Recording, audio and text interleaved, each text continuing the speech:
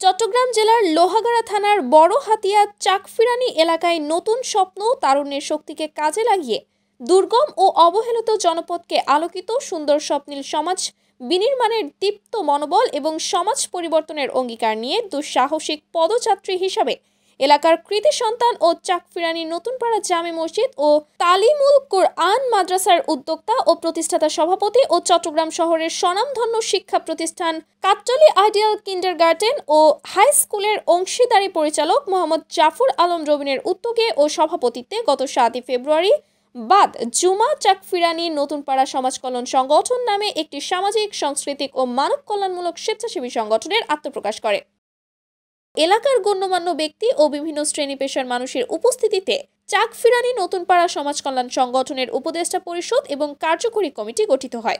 উপদেষ্টা পরিষদের মধ্যে সংগঠনের অন্যতম উদ্যোক্তা মোহাম্মদ জাফর আলম রবিনকে প্রধান উপদেষ্টা, বিশিষ্ট সমাজসেবক এবং দানবীর সৌদি প্রবাসী মোহাম্মদ জাহাঙ্গীর আলম ও স্বনামধন্য বিশেষজ্ঞ চিকিৎসক ও শিক্ষানুরাগী ডক্টর নুরুল আমিনকে উপদেষ্টা করে উপদেষ্টা পরিষদ গঠন করা হয়। এলাকার কৃতি সন্তান চট্টগ্রামের বিশিষ্ট ব্যবসায়ী মোহাম্মদ মনসুর আলমকে সভাপতি ও কক্সবাজারের বিশিষ্ট ব্যবসায়ী ইমরান খান আপেলকে সাধারণ সম্পাদক করে 31 সদস্য বিশিষ্ট কমিটি আগামী 2 বছরের জন্য অনুমোদন দেওয়া হয়। নবগঠিত কমিটির সদস্যগণ সমাজ পরিবর্তন হোক আমাদের হাতে এই স্লোগানকে সামনে রেখে সমাজ পরিবর্তনের প্রথম ধাপ হিসাবে নিজস্ব উদ্যোগে ও খরচে প্রায় 1.5 কিলোমিটার ব্যাসার্ধের চাকফিরানি নতুনপাড়া এলাকায় সড়ক বাতি প্রজ্বলনের উদ্বোধন করেন।